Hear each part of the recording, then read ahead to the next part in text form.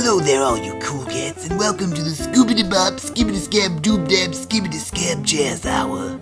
Oh, I thought we were going to end up calling it the Skibbity-Bobbity-Boobity-Bobbity-Bobbity-Bobbity podcast.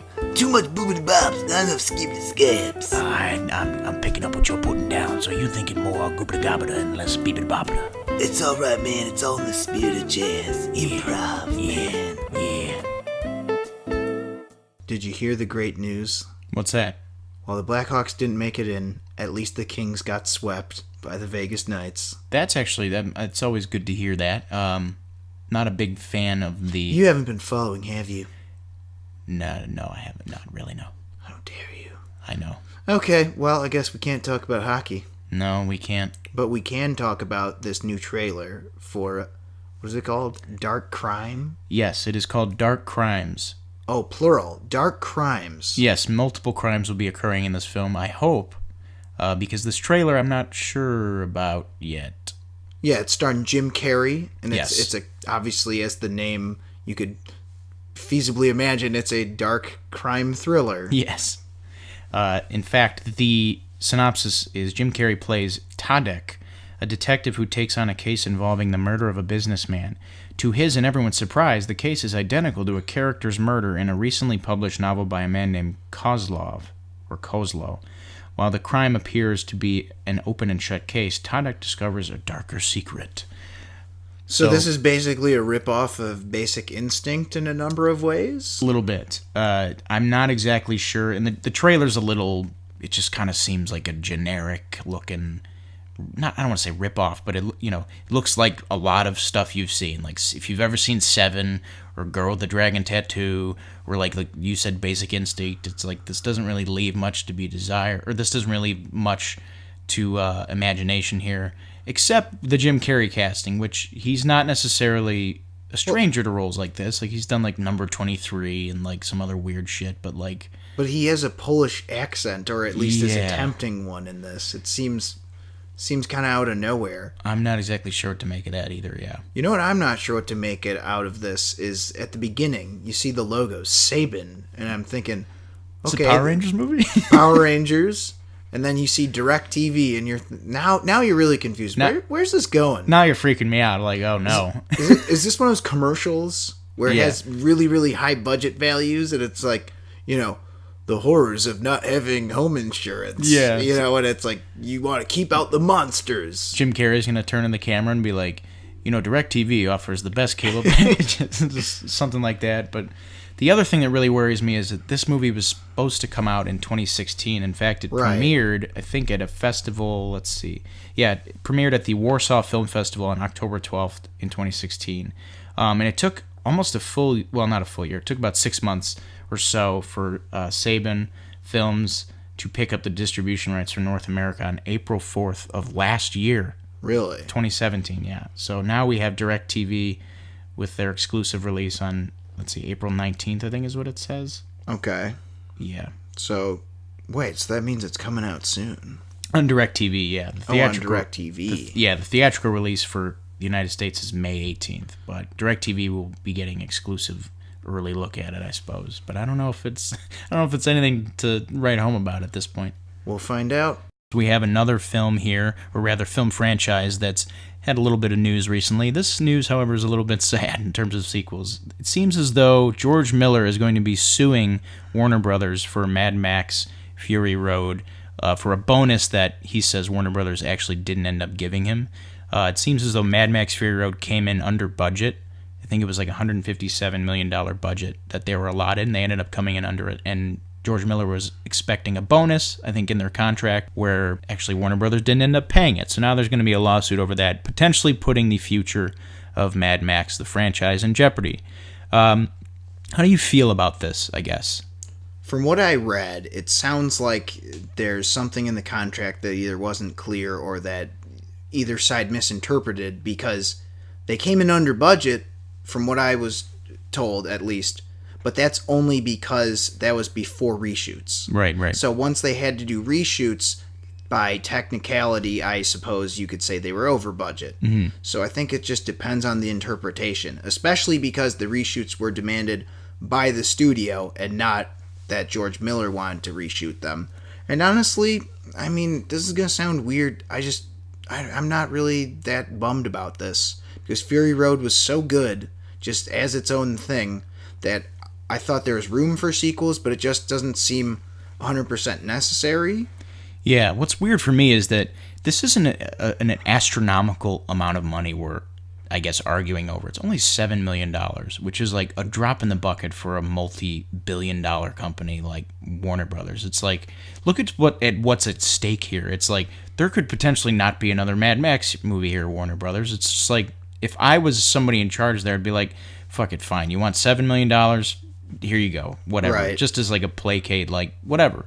It just doesn't seem like a whole lot of money to like go into a court battle over, It's for Warner Brothers, that is. But especially with what's at stake with like these Mad Max sequels maybe not happening anymore. Who knows? There's definitely an argument for a sequel, but I just think that Fury Road, again, was so good that I think it'd be hard to top it.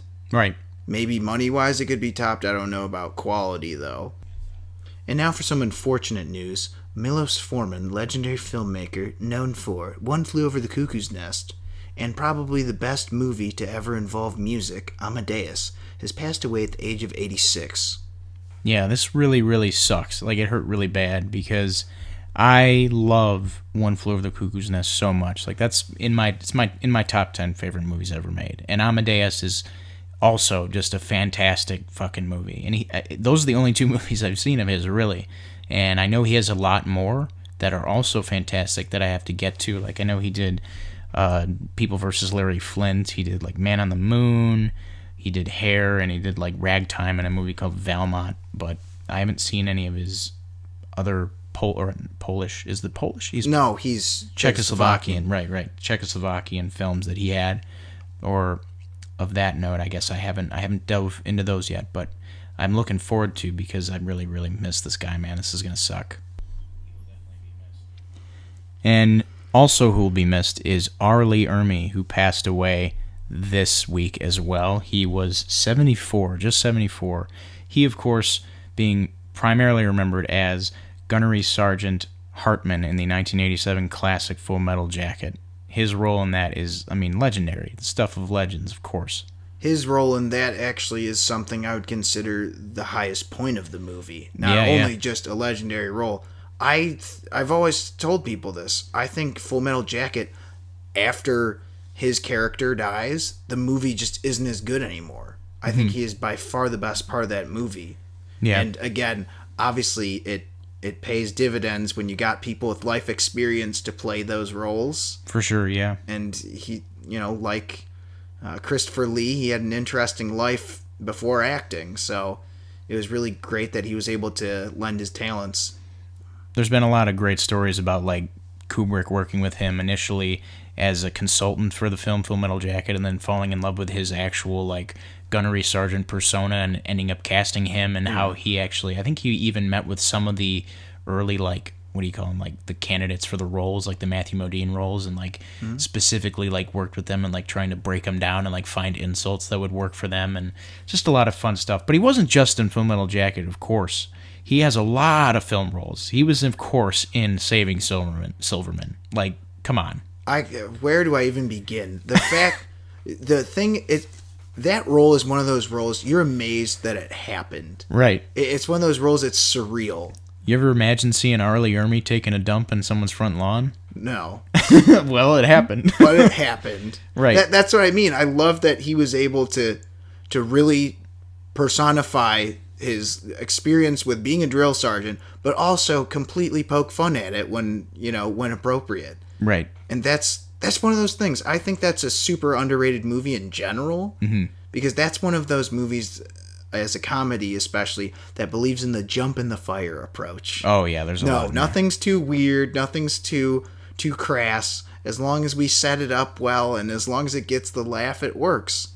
And he was fantastic in that. What can I say? He's had a lot of really great roles. I mean, he was in Mississippi Burning. He was in Prefontaine. He was Sheriff Hoyt in the Texas Chainsaw Massacre remake. Oh, yeah, he was. He was in Fletch Lives. He was the police captain in Seven. Do you remember that? Not really, but It was one of those where I'm like, oh, hi, Harley Ermey. I didn't know you were in this. That's what I'm saying. He's in so many of the... He's one of those guys who pops up everywhere. He was Sarge in every single Toy Story, which slipped by me. How did you not know? It's the exact voice. A good soldier never leaves a man behind. Yeah, man. I don't know. I never put two and two together. Like, this guy has been a seminal influence on my childhood. Like, Toy Story, the original trilogy, I guess what we'll call it. They are just... He's an influence there. He's had so much influence. And in case you guys don't know who we're talking about that guy who sounds like a drill sergeant. You know him, trust me. Oh, yeah. He sounds like it because he is one, for God's sake. Well, yeah, he was one, and then he played one several times. Oh, yeah. But he's a that guy, but probably it's like almost disrespectful to call him a that guy. Yeah. He was much more than that. He was a fantastic actor, and he will be missed. Hey, Robert, so we were talking about Batgirl last week and how confusing the details about what's going on with DC has been? Yes. Well, there's more confusing details. Apparently, they're not doing a Batgirl movie. They're doing some sort of Birds of Prey movie with Harley Quinn, even though Harley Quinn's never been a member of the Birds of Prey. And apparently they got a director, Cathy Yan, who directed some movie called Dead Pigs. Okay. So there's that, but there's a lot of other confusing stuff, and I literally have no idea what's going on. I have no idea how to report on this. Yeah, I feel like this is something where I'm going to wait and see until the dust settles for a definitive take on what's going on here. Yeah, because apparently they've got about 20 different Harley Quinn movies in production. Yeah. Using a little hyperbole there, but it's like almost not. Yeah. So we'll find out a little more on what exactly this next Harley Quinn movie is going to be. I'm going to say, and this was my original guess, that it's going to be some form of Birds of Prey versus Gotham City Sirens. That's what I'm hoping. All right, yeah, that's what I'm hoping too. So let's keep our ears to the ground for that one. All right, so our next news item is we have a trailer for A24's Hot Summer Nights, which comes courtesy of director Elijah Bynum, stars Timothée Chalamet, Micah Monroe, and Thomas Jane. William Fichtner's also in this. Great that guy. Oh, really? Oh, yes. The movie is about Daniel, played by Timothée Chalamet, who comes of age while spending the summer in Cape Cod, which is a little bit of a general like plot synopsis. The trailer gets a little bit in depth with what the movie's actually about, which is he's dealing weed and he's getting in shenanigans and having a good old time. And I like this trailer. I don't know about you. I mean, I think it looks fine. I think there's not a lot of, complicated parts to it, but who gives a shit? It just looks like a fun summer movie. Yeah, it looks like a good time. I'm totally on board. Just a nerdy kid dealing pot to preppy jerks. Right. Sounds like a fun time. I think it'll be good. Yeah, it's got the cast looks fun. It's Timothée Chalamet in yet another coming of age movie, but right. sounds like he's been pretty 2 for 2 for that. I mean, Lady Bird was good. I didn't see Call Me by Your Name, but I heard people liked it. The premise is fun. That looks good. Good cinematography. It's coming out. This is another movie that's coming out through DirecTV Cinema before its limited release. Is it really? It is. It's scheduled to be released on June 28th of this year through DirecTV before being released in limited fashion on July 27th of this year as well. And then it will be playing till 11:59 of July 27th. Yes, of that same day. Because they want to make sure you don't see it. Right. Limited release. And that's the thing that always bugs me about these movies is like they generally all look pretty good, especially A24's, but they're just so damn hard to find. It's like, here it is, get it while it's hot. Right. And while it's within 50 miles. Yeah. Start your clocks. Yeah, seriously. Oh, did someone say Superman? No? Oh, well, anyway, Superman, Action Comics number 1000 being released. We've made it. We're here. 1,000 issues. That's pretty wild. You're considered like all of the different events in Supermandom, like Superman dying, Superman coming back to life, Superman renouncing his citizenship to Earth, and all the craziness that's just ensued in Action Comics over the past 1,000 issues.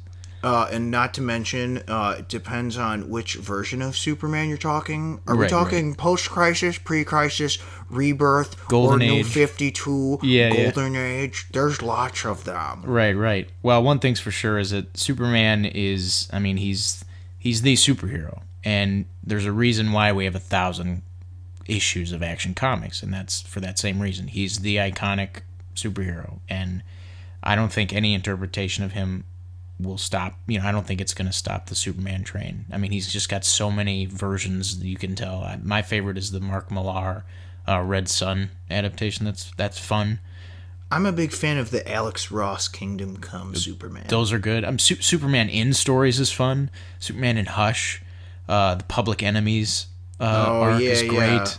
There's just so much I love about Supes, and I need to grow, or I need to get more well versed in some of his solo comics. Mm-hmm. I'm looking forward to doing so in the next 1,000. We'll say. Yeah, here's to hoping for another 80 years and more. All right, time for some late to the party news. Hey Robert, do you like N64? My God, yeah. Well, I sure do too, even though I was one of the weird kids who had PlayStation instead. That's okay. But, I played some shit at other people's houses. You went over to that kid's house? Not even that kid. Just like, what do you mean that kid? Everyone besides me had one. Well, no. Oh, so that kid would be the kid that had the Sega, like the Dreamcast, or like the Sega Genesis. Would be like that Sega kid in there. It's crazy. There was definitely that kid in my neighborhood. Yeah. Who had Dreamcast. Yeah, N64 was pretty mainstream. Right. Well, you know what? The power of nostalgia has spoken, because apparently they're releasing a mini N64. Mm-hmm. So that's coming out in the latter months of this year. Apparently this has been a story for like a year, and I just didn't know. Yeah, it's been a big deal, I suppose, and it's weird that it slipped by me, because I grew up on the damn thing. Like, I grew up on all of these games, and I have some wishes that I hope they port over to this thing. I got a couple. Oh. What do you got? What would you say are your top 5 that you'd like to see appear on this mini N64 classic that they're intent on releasing? I'm gonna say Super Mario 64 classic. Right. I'm gonna say Banjo-Kazooie. Also classic. You gotta get Mario Kart 64 in there. Right. I'm gonna say Pokemon Stadium. Okay. Throwing that in there, and then finally at number 5, I'm going to pick Yoshi's Story. Oh, that is a solid choice. I have, oh man, there's so many others though. Like, you had Kirby 64, Kirby and the Crystal Shards. You had, there was another game called Vigilante 8, which was great. I've never heard of that. What's that one like? It's a car combat game. It's kind of like what was that? Like Twisted Metal. Right. Yeah. That one was great. The Mario parties 1 through 3, I think, were for the N64. At least a couple of them. 2 being the best. I mean, let's be real. Mario Party 2 is the best one. But yeah, there's a lot on there. But I would say those are my top 5. I don't know how you feel, or if you're going to be picking this up. I would definitely like to pick this up, since I didn't have one when I was younger. But again, I played all these games because now, even though Crash Bandicoot is better than all of these, well, again, biased opinion. Right. But I did like Mario quite a bit. Yes. So I would say Mario 64. I'd go with Banjo-Kazooie. Did Croc come out on N64? Because I know that was on PlayStation. If that came out in N64, I'd like that to be on here. I don't know if it did or not. Who cares? So, you're forgetting GoldenEye. I forgot. I didn't grow up with GoldenEye. Again, I was a sheltered child. But I'm assuming, I mean, that being one of the greatest games of all time. I also didn't mention Ocarina of Time, which is another game I didn't grow up with. But I'd imagine those being like in the top 10 games ever made. I'd imagine they're going to port those over. Yeah. But there's some others in there, like, I forgot, like Super Smash Brothers. I would also go with Yoshi's Story, because I remember playing that game a lot at a couple of friends' houses. That game's just a good time. That game is fantastic. I think that's one of my favorite Mario games, period, across all the Mario games. It's so goddamn good. There's also some good racing games on there. I forgot. I mentioned Mario Kart, but there was, of course, Diddy Kong Racing. Oh, yeah. And that's a solid one. I don't know if you remember the Cruisin' games. Oh, Cruisin' USA? Cruisin' USA. There's also Cruisin' World, I think. I was a bigger fan of playing those at the arcade, though. Oh, yeah. So I'm not too keen on this being a necessity for the Mini. Right. I would say for sure you gotta have all the classic Marios, your Banjo-Kazooies, all that stuff. What was the other? There's another big, platform action adventure. Which is the one I'm thinking of? Well, Okay. Zelda's not a platformer per se. It's an RPG. Well, it's a platformer Adventure. I don't know what the hell the words are anymore. Platform, 3D puzzle, whatever. Thinking about Kirby? Yes. Okay. Oh, God, I forgot Star Fox. Oh, man. Son of a bitch. I forgot Star Fox 64. God damn it. There's a... Man. There's also that this fucking one console. wrestling game. I don't know which one it was. It was like WWF 98. Oh, I thought you were talking about the... oh, God, what's the... You could play as a ninja. Oh, right. There's a Mortal Kombat game for the N64, right? I don't know. There's no way that would make the mini collection, though. Right. There's another game where it's... Oh, God, what's it called? I think it's... Oh, here it is. Clay Fighter 63 and a third. Oh, dude, Clay Fighter. That game was the shit. Yes, You that's could play actually... as Taffy. Right. Or you could play as Santa. He had the move Pain Cane. Yeah. That's actually one of the rarest N64 games. Is it really? Yeah, I don't know. It'd be weird if they ported that. I mean, who knows? They should. Okay, you know what? Fuck all our previous choices. That I would say that and Yoshi's Story are my top two, because all the rest are, they're gonna include, like, all my other choices are pretty cliched classics. Right. Those two, man, if they could find a way to put Clay Fighter on, that would make my day. Yes. Those are my favorite, is weird fighting games. Because did you ever play the Street Fighter, spin-off game called Pocket Fighter? No. It was basically the characters from Street Fighter, but they looked like cartoony, sort of short, like almost kid versions of themselves.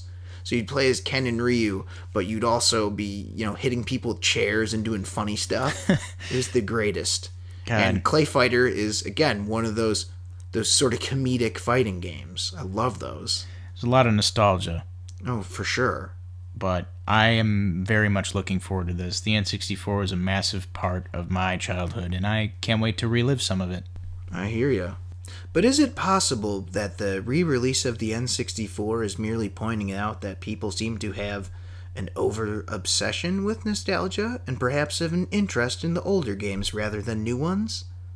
Perhaps we'll discuss this more in a future episode. All right, so moving on to our review segment. I saw a film yesterday. I saw Isle of Dogs. That is, of course, Wes Anderson's stop-motion animated comedy/drama, we'll call it. And it's set in a dystopian near-future Japan. And it follows a young boy named Atari who goes in search of his dog Spots after the entire species has been banished to an island called Trash Island due to an illness outbreak. The outbreak of snout fever, as they call it in the movie. And he falls in with some dogs played by Bryan Cranston, Edward Norton, Bill Murray, and Bob Balaban, and Jeff Goldblum.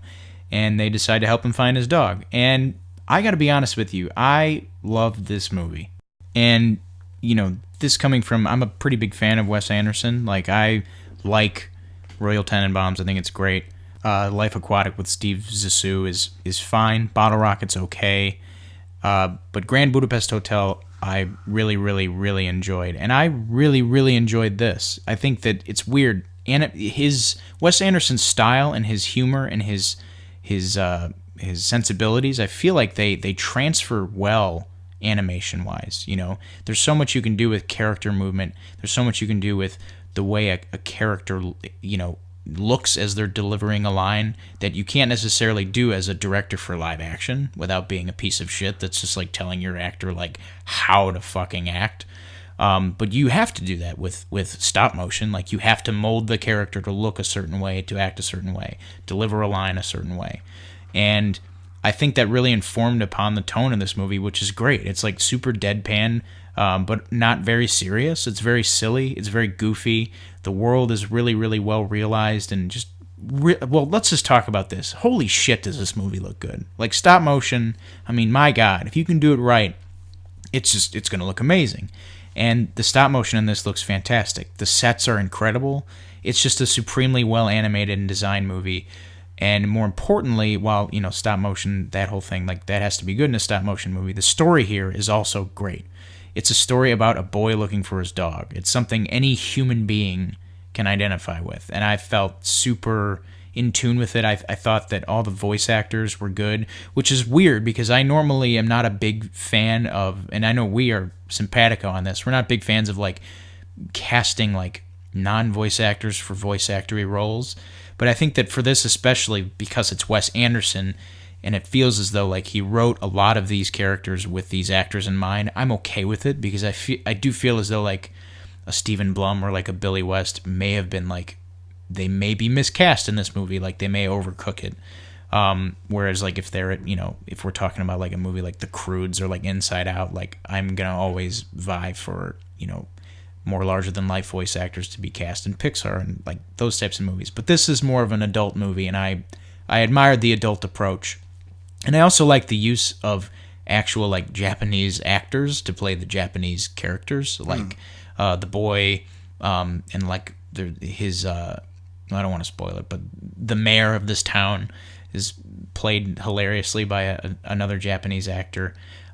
It's just the cast is really solid. Like I was supremely shocked that I wasn't bothered by kind of the not monotony, but like the deadpan kind of delivery of it all. But yeah, at the end of the day, it's a story about a boy and his dog, and I find movies like that hard to nitpick and hard to tear apart. But yeah, I was shocked. This might be the best Wes Anderson movie I've seen. This might be my favorite one he's made. Okay. It's a really, really good time, and I highly, highly recommend it. I'd probably give it a 9 out of 10. 9 out of 10. All right, so that's pretty high rating. So I guess you could say, since we've discussed this ad nauseum, the whole actor versus voice actor, in this case, because of its look and its humor and its feel, and really because it's stop motion versus, CGI or traditionally animated, you'd say maybe this is pretty much an exception to the rule. Yeah, I'll give them I was going to say a mulligan, but that means they made a mistake. No, exception is definitely better. It's definitely an exception to that rule because, yeah, like normally like Inside Out or like what do you call it, like The Croods or Ice Age or something, it's like you require a lot from a voice actor, like, oh, you're falling down a mountain or something, or right. Oh, you're on fire or something. It's like you need a voice actor who can really make that expressive to match the animation, whereas this, a lot of the animation in this is very subtle and it's very minute, so it required performances that were very much that. And I thought that casting someone like a Jeff Goldblum or a Bill Murray in terms of subtlety is like pretty, they're pretty like quiet actors in regards to their comedy. So I thought that was a good move, yeah. Okay, so yeah, you wouldn't want Tom Kenny. Yeah. Gee, this island sure is funny. Right, or exactly. like some weird shit like that. Yeah, that'd be a little too out of left field and weird, but okay. I respected that choice for sure. So did you like all the dogs? Oh, yeah. It's weird because there's some... I didn't realize the movie's effect on me until they started putting the dogs in danger. Like, I'm like, these dogs seem cool, like, the characters are fun or whatever, and then, like, stuff starts happening where, like, dogs are about to get hurt, and I'm like, I don't want them to get hurt. I'm like, I like those dogs, like, come on. But, yeah, they're hilarious, like, and again, a lot of this comes from the performances and the writing, which is just Wes Anderson. I feel like he has such a built-in rapport with like a Bill Murray or like a Jeff Goldblum or an Edward Norton, where like he can probably just write for those characters in general. So a lot of their dialogue is just tailor-made for them and hilarious. Okay, so again, you'd give it a 9 out of 10. Yes, a niner out of 10. 9 out of 10, otherwise known as a 4.5 out of 5. Yes, both of which are very good scores.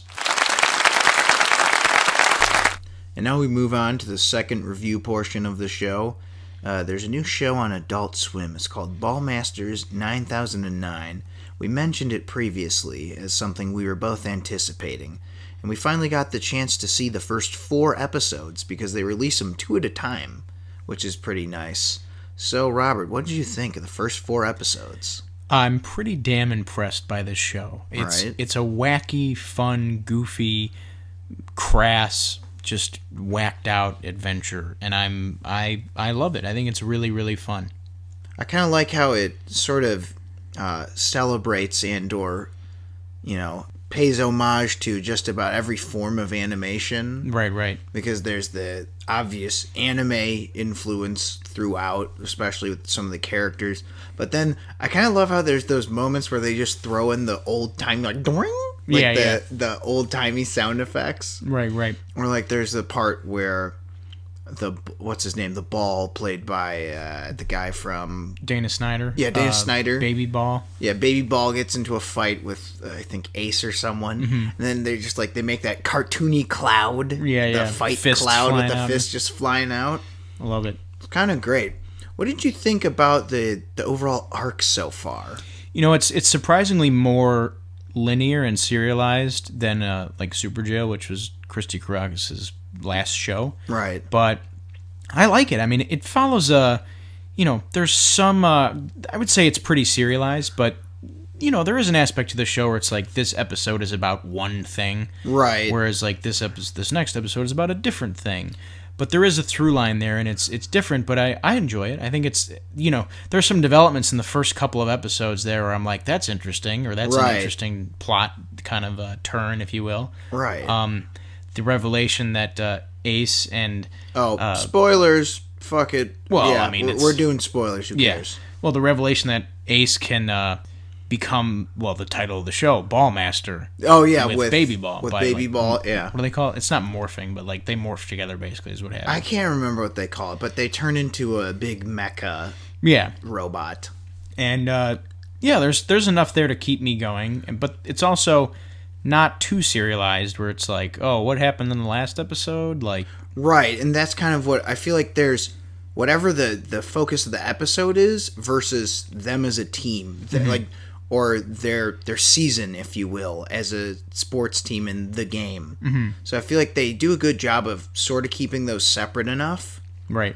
I think the best example is actually the last episode. That was very episodic. Yeah. There's elements that carried over from the last ones, like how Baby Ball and Ace can make the mecha Ballmaster, whatever. Yeah. But the whole thing about catching the princess or whatever. Yeah, that's another thing that I actually really enjoyed is obviously the game follows, or the show follows this game that everyone's playing. I love the designs for these characters and these teams. Right. Specifically, like, just like they have the one team is like, I forgot the name of it, but they're the princess team. Like they look like anime princesses in that episode, and like there's the episode, I think it's the pilot, where like there's like weird like disco ball like looking people, and like their ball is like a disco ball. It's just like the character designs are super fun, and I'm excited to see what else they're gonna throw at us this season in terms of that. That's what I find kind of amazing is the amount of characters in this so far. Because you have all the different teams, and as to your point, they all have their own shtick or whatever. And that was one I also remembered. He sort of looks like a Tin Man, but made out of disco ball stuff. Right. Yeah, that was pretty neat. But yeah, I think the thing that's interesting is there's just the sheer amount of characters. Like, this already has potential to balloon into a cast of dozens, as if it's something like The Simpsons or South Park. Right. And so far, the thing that I'm impressed with, too, is, like Super Jail, the personality of each character is pretty pronounced, and, it's done pretty well. Because pretty much everyone on the team, if I don't know their name, I definitely know their deal.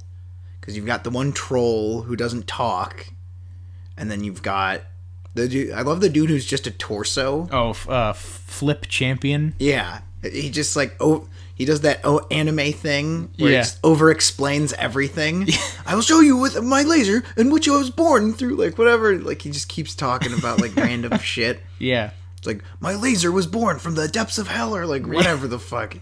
Like, he just keeps going. I'm a big fan of Ace, too. That's the one thing that I noticed is actually different about this versus Super Jail is, so Gaz Dixby, who's the main character, or at least one of the main characters, she's not really supposed to be likable, but you kind of like her anyway. Right. Just because she's just very in your face and honest. But the thing that I noticed is different is Ace is really the first time I've seen out of Christy Caracas that I know of, at least, a character that you're supposed to really sympathize with. Yeah, or like even likable at all character. Right, because even Jared in Super Jail, yeah, has his flaws and weird well, things. he's just such a spaz about, like, he's such a worrywart. Mm-hmm. And even though he's supposed to sort of be the straight man of Super Jail, he still isn't. Mm-hmm. Just because that flaw gets the best of him. Yeah. Whereas Ace is clearly supposed to be a likable character. Right. I think that I also like the title, the very Dragon Ball Z-esque titles of the episodes. Oh, like, yeah. The pilot episode is a shooting star named Gaz Digsy falls fast and hard. And I'm just like, this is like, or like, with the burning spirit of teamwork in her heart. Like, just like these like really long, like, they don't need to be this long type titles that like, they remind me of Dragon Ball Z. Right, and I think that's the one thing this shows. That's another thing I was going to say is, I know we've talked about how impressive the animation, but this is amazing. I'm looking at this thinking, how long does it take them to make this? Mm-hmm. Like, the animation is unbelievable, and the artwork and illustration, it's really detailed. Right. You know, similar to how anime, because it's less frames per second Mm-hmm. than American animation typically is. Right. The amount of detail in certain drawings are unbelievable. Yeah, and texture and all that. Right, and the thing that I've noticed that they do really well is this show is Shortcuts 101. Mm-hmm. You know how there's have you ever taken an animation course? Yeah. You know how they teach you how to make one thing move to give the illusion that there's movement in the entire scene? Right. This show makes really good use of that. Yeah, they do. But in addition to that, they have scenes where everything is moving. Mm-hmm. And it's just like a whole, you know, like specifically with the mecha robot, the Ballmaster that Ace and Baby Ball make. Mm-hmm. It's amazing how much movement there is in certain scenes. In addition to, in other scenes, they make good use of the kind of shortcuts. And in some of these scenes where everything is moving, there's a lot of like, they're not as like intricate as like the Super Jail ones, but there are a lot of scenes of just like tremendous violence and like chaos. But as is typical with other Adult Swim shows, characters will get hurt in an episode, but in episode 2 they'll just come back and they'll be fine. So in this, they actually explain why that is. Like, they give a reason for why that's the thing. Right. And it's the BHO. The little commercial. Yeah. The biologically engineered healing organisms, and they're basically like these things that like you can get you can get your head blown off, and like it's basically like Bacta from Star Wars. Like, they just put the shit on you and it heals you. Right. And it's like, it cracked me up because that would be something that would happen on like Aqua Teen, and like it happens in Family Guy sometimes. Like, and you know, a lot of adult animated shows will have that where like character will kill themselves at the end of the episode, or like they'll get blown up or something, and then we come back for the next episode and they're fine. Whereas this one is like, no, let's give a reason why, and I think that kind of ties into the fact that they probably wanted to make it a little bit more serialized too. But I like the attention to detail there.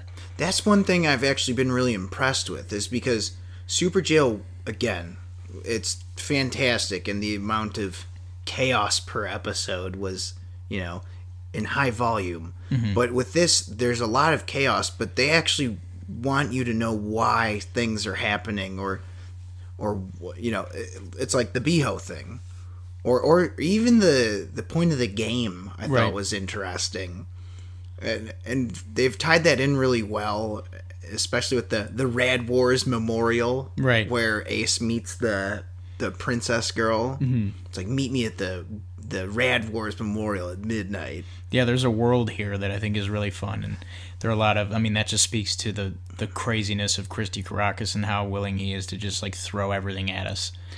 That's one thing I've also noticed, is it doesn't matter if it's the episode's focused on them playing the game together as a team, or if it's just their lives outside of the game. They kind of just do whatever the hell they want. And that was actually one thing I'm kind of glad they've been doing, because the one issue I've noticed with, you know, if a show is, let's say, about, you know, a TV studio, or if it's about, you know, a workplace comedy, is you get too anchored to certain locations, and this completely throws that notion out the window, because they also choose to focus so heavily on their lives outside of the game. Right. I completely agree. I think there's a lot of potential for this. I think it's a fantastic show, and I can't wait to watch more of it, honestly. Right, and I don't know how to say this. I just want more. Yeah. This show is amazing, and it's just, you know what sucks, though, is I bet it takes forever to make this.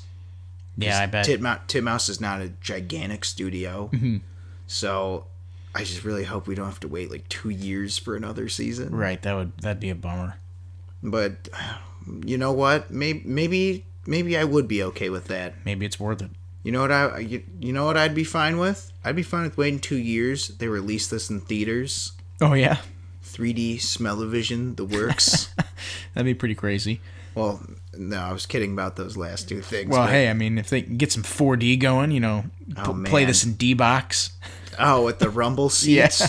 So get the wind machines going and shit. Yeah, they just, like, throw, like, silly putty at you when the bee-hoes show up. Yeah. Yeah.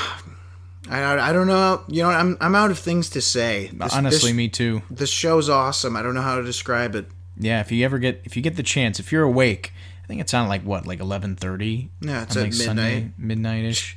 Or just, I don't know, go on adultswim.com. Yeah, I bet they got something streaming there. Just find a way to watch this. This show's it's something else. It's pretty crazy. Moving on to our game segment, we have a new game for you this week. It's called Guess the Movie Based on the Critical Bashing Excerpt. So, as you may know or may not know, who knows, some movies are not loved by everybody. Some critics, especially some feisty ones out there, they'll have some opinions and they'll be pretty damn adamant about what they feel, and they'll be pretty damn eloquent in what they're saying. So, Alex, I'm going to quiz you on some excerpts here from famous critics and their thoughts, I guess, critical thoughts on very otherwise good movies. And I'm going to have you guess what movie they're talking about, all right? All right, contestant ready. Okay. Rex Reed of the New York Observer said, blank is a demented science fiction comic book of a movie that makes less sense than a butterfly mating with a buffalo. Is it A, 2001: A Space Odyssey, B, Alien vs. Predator Requiem, C, Annihilation, or D, Pandorum?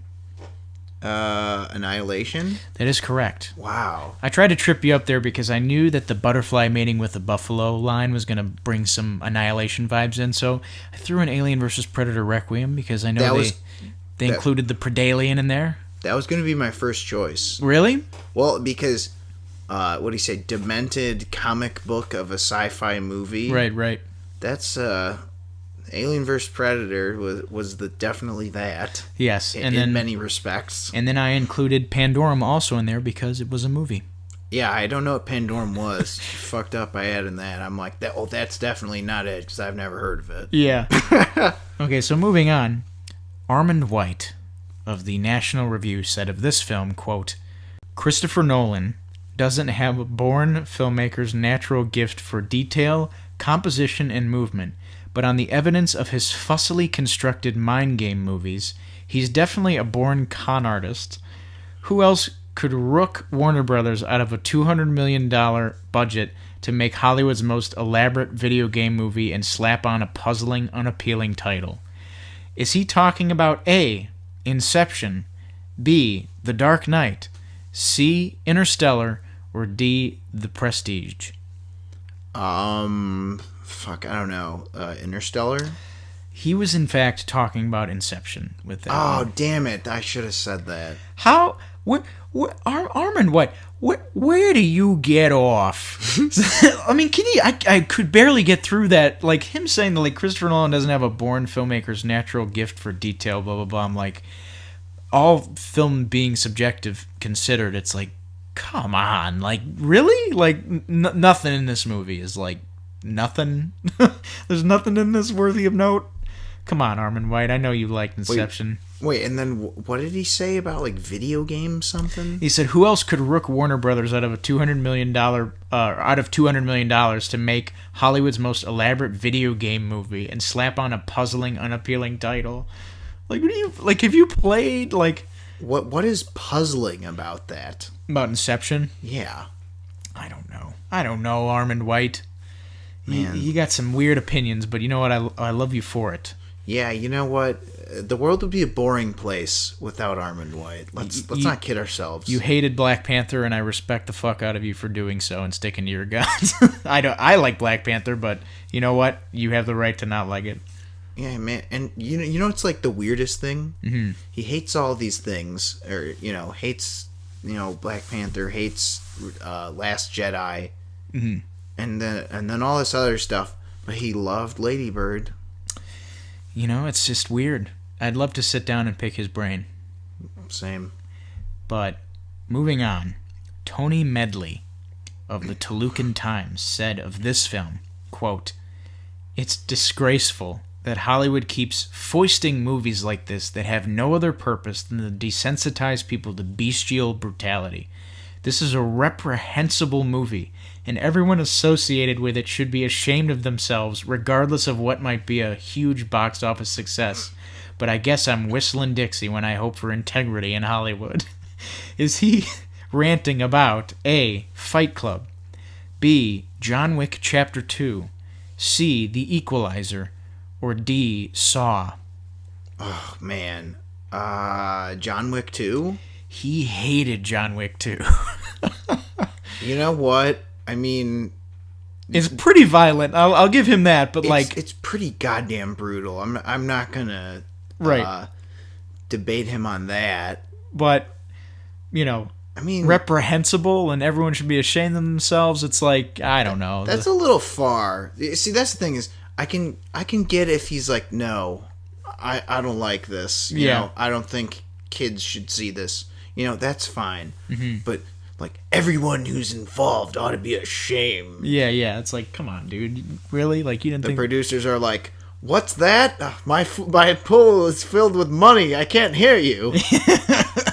Pretty much. I've lined my house with money. Yeah. It's soundproof. What's that? Yeah. But, Tony. We'll see. Okay. Avi Offer of NYC Movie Guru said of this movie, quote, "Your enjoyment of blank depends heavily on what you expect from a blank movie, how shallow you are, and how much you can forgive the lack of internal logic. At a bloated running time of 2 hours and 23 minutes, blank is a tedious, uninspired, sluggish, and vapid bore that can only be enjoyed by very shallow, unctuous Philistines." Oh, wow. Oh, wow. This guy's funny. Vapid and unctuous. Unctuous and Philistines? Yes. Oh, somebody was paying attention at Yale. Yes. Is he talking about A, The Dark Knight, B, Skyfall, C, Captain America Civil War, or D, The Hunger Games Catching Fire? Okay, so based on the running time, I'm gonna guess Catching Fire? He did not like Skyfall at all. Okay, so apparently because he didn't like this movie, he felt it necessary to name call all the people who didn't agree with him. Which is most people, because it's a huge box office success that made a lot of money and most people loved. Yeah, okay. I hate Avatar, and you know that. Yeah. I don't think everyone who liked Avatar is inferior to me. And plus there's not really anything inherently like, if you like this movie, like, you're an idiot. Like, it's not like James Bond like blows up an elementary school or anything. It's just like, there's nothing inflammatory in this at all. Like, come on, like, deal the hyperbole out of your statement. Just say you didn't like it. I get it. Okay, like, come on. This movie's for Philistines. What's this guy's name? His name is Avi Offer. Well, you know what, Avi Offer? I'm gonna review your review in your style of reviewing. Avi Offer is a presumptuous prick who thinks that his opinions are higher than all. In fact, I have a couple of insults, dictionary/thesaurus.com insults to throw your way, sir. You insolent, vainglorious, supercilious, pompous-ass parvenu, you. Yeah, how do you like that? Name calling for no reason. How does it feel, you jerk? You jerk. You jerk? Yeah. Yeah, and we can go on dictionary.com too. Yeah. Writing big words in print with Google is not impressive anymore. Be nice, Avi. Yeah. Well, actually, no. Don't be nice. Fuck you. All right, so this next one comes courtesy of David N. Butterworth of Movie Buff. Okay. And he says, blank is hell on wheels. And I do mean hell. Do not follow this vehicle. It's prone to making sudden stops and turns, even if it does always signal beforehand. Lazy, noisy, and calculated to appeal to fanboys who wonder how their engines feel. Blank is 100% devoid of the wit, charm, and creativity abundant in the director's earlier films. And he ended up giving the movie a 0 out of 4. What movie is he talking about? Is it A, Baby Driver, B, Gone in 60 Seconds, C, Furious 7, or D, Collateral? I'm going to go with Baby Driver. It is indeed Baby Driver that he hated so vehemently. To give a 0, though? A 0 out of 4. I mean, okay. If you don't like it, fine. But to me, a 0 has to be like, I don't know, like a 0 would have to be like watching Rube Goldberg machines that fail. Like from the first step, like you drop the marble in, it just like breaks through the track. I don't think I've ever given anything a 0. Like, I don't know if there's ever been anything that bad, except for maybe like Son of the Mask, or like something where I'm like, I don't see, there's no enjoyment in this. Yeah, a 0, that's like hardcore. Yeah, what always bothers me is on Metacritic especially, you'll see some user reviews where it'll be like, they'll give it a 0 out of 10, clearly just to adjust the user score average. Right. And like, in their review, they'll even say like, there's some good parts. And I'm like, no, motherfucker, you can't give a movie a 0 and be like, yeah, some parts are okay. It's like, that means nothing. 0 means nothing. That means like, nothing is good. I love when people give like a movie a 9 on IMDb. They're like, this movie's not that good. Yeah. It was okay. It's overhyped. It's like, that's near perfect. That is 90% good. Like, you cannot give a movie a 9 and be like, it's all right. It's like, what? Like, get your shit together. do these people like who give 9s and say it's okay? What is it? They give a movie a 7. Like, this was the worst movie I've ever seen. Right. I don't know. It's people. We live in a hyperbolic era, if you will, and I feel like film criticism or criticism of anything, any kind of discussion nowadays is like, it's just very, people resorting to superlatives and very kind of outlandish statements to get attention or to like provoke, And I understand that a lot of people do that kind of bullshit and use those tactics, but it's another thing to use hyperbole, but then give something a score that implies differently than what you're saying. Because like that's just weird to me. Like, you can't just shit on something and be like, oh, it was like 6. A 6 is a positive. That's more than half. Right. It's important. The whole point of this game is obviously to show that film is still a subjective thing. People are allowed to have different opinions, but the decorum and the context through which you're saying certain things, it all matters. So right, and that's why, even though we disagreed with Armand White, we're like, you know what? I respect him for caring enough to formulate a cohesive thought. Yeah, instead of being like, it's bad. Yeah. Like, I am a pernappa floppadappa, blah blah. I use huge stupid words, so I am better than you Philistines. Yeah. All right, so we have a new game for you. It's called Adapt This. Basically, the point of this game is it's another pitching game like What Movie Is This? Or Crossover Franchise Extravaganza, where instead of picking names out of a hat, we're going to try and stump each other by giving prompts to, I guess, pitch adaptations for movies that shouldn't really happen. So, to start off, Alex, I want you to pitch me a movie based on... Actually, no. A horror movie based on those shitty Lincoln commercials with Matthew McConaughey driving around and stuff. Go. Oh, okay. I got this. So, Lincoln, or what the fuck is his name? Matthew McConaughey, right? He is driving around. He's like, I've been driving this Lincoln forever. And then, like, it's like, do-do-do-do, the music plays, and then you think the commercial's over. And he's like, I didn't fucking say I was finished. We're still talking here. And then it's just like, he's just talking. He's like, I've been driving this Lincoln, but did I tell you what I love most about it? And you just hear like a big bump and a scream. He's like, I love the way it feels on a road when I run over things. And it's like, somebody help me! And then it's a horror movie basically where he's just looking into the camera the whole time, talking to you, like the audience, while he's just like running people over.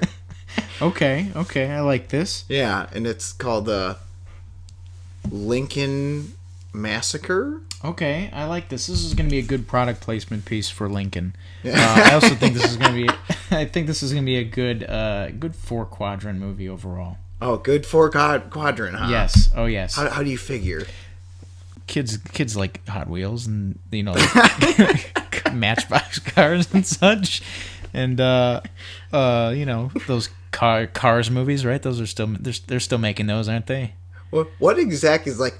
What if Lightning McQueen ran over people? Exactly. All right, Robert, your movie that you need to make an adaptation is the Microsoft Paperclip animated guy, but this time it's a horror sci-fi. Ready, go. Oh, okay. So it's about this guy who's like he's up late and he's like, man, I gotta get this paper done. I don't got time for anything in my way. And this paperclip, the fucking office assistant keeps popping up. I was like, you want my help? And then dude he keeps Xing out and he's like, you know what? Fuck it. I don't even care if I fail this fucking paper. I just don't want to deal with this fucking paperclip anymore. So he fucking, you know what he does? He knees the fucking computer. He bashes it over his knee, breaks it in two, the laptop, and you know what? That causes that. He shouldn't have fucking done that. Oh, he shouldn't have done that. Because then all of a sudden he's sleeping in his bed and he hears it up in his ear. He hears, "Why didn't you want my help?" Oh my god! And then here we go. This is we're on our slasher. This is going to be a paperclip or a poker, if you will. If you know paper clips instead of slashing, it's he's poking people to death. It's a poker movie. Yeah, or a perforating movie. Killing all those kids who are procrastinating and not willing of receiving help. Okay. What's it called? It's called Clip on This. Okay. What do you got? You need to turn the Keebler Elves into a heist movie. Okay, this is easy. So there's a big baking competition in Keebler Elfland, and the Chef Boyardee guy's there. The Snap Crackle Pop guys are there. Okay. Actually, they're their rivals. And it turns out Snap Crackle and Pop, they have this awesome recipe. So the Keebler Elves are like, "See you at the competition tomorrow, guys." They're like, "All right, fuck those guys. Here's what we're gonna do. We're gonna break in their house and steal their plans." Then one of the elves is like, "But Papa Keebler, that's cheating." And then he shoots him. He's like, "Anyone else want to challenge me?" And then everyone gets to work, and they're ready to steal the plans from Snap, Crackle, and Pop. And it's called Snap, Crackle, Pop, Steal. Okay. Yeah. That's pretty good. You liking that idea? I'm liking it. All right. There we go. I'm liking the possibility for some product placement there. We can get some cookie tie-ins, We can get the EL fudge going. And some product bashing. Maybe. Yes. Yeah. Tell Kellogg's to go EL fuck itself. Yeah.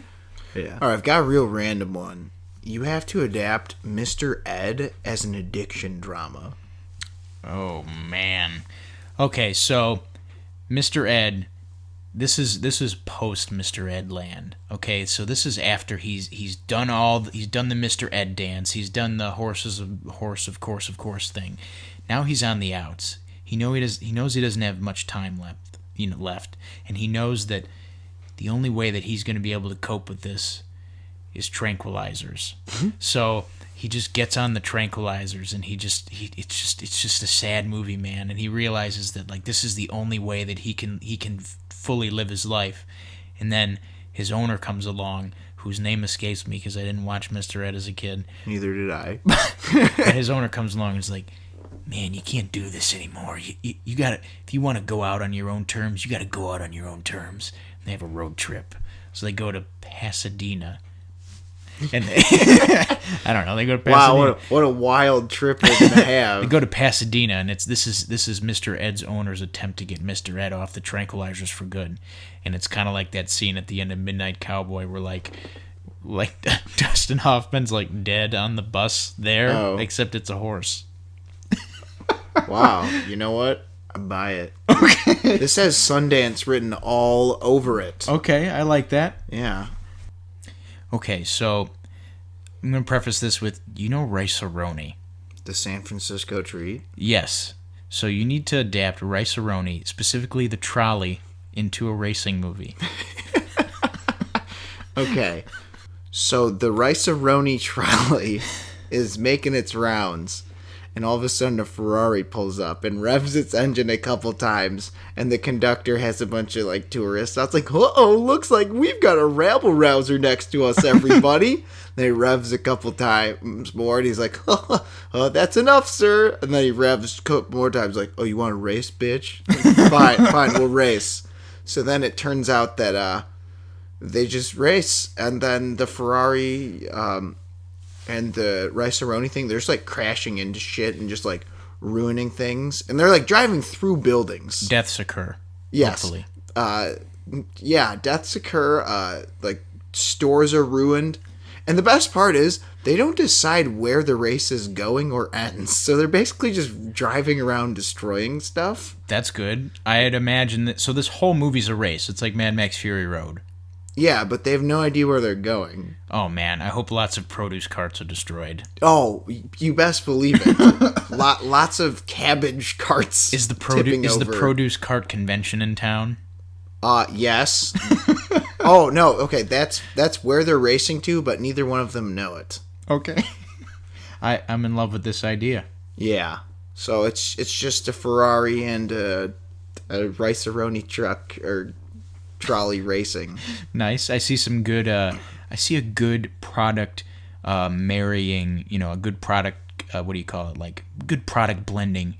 Good Rice-A-Roni Ferrari commercial. Also, did I mention that the Rice-A-Roni trolley has a button that has like nitrous tanks to go super fast, and that it has another button that turns the wheels into tank treads? Okay, nice.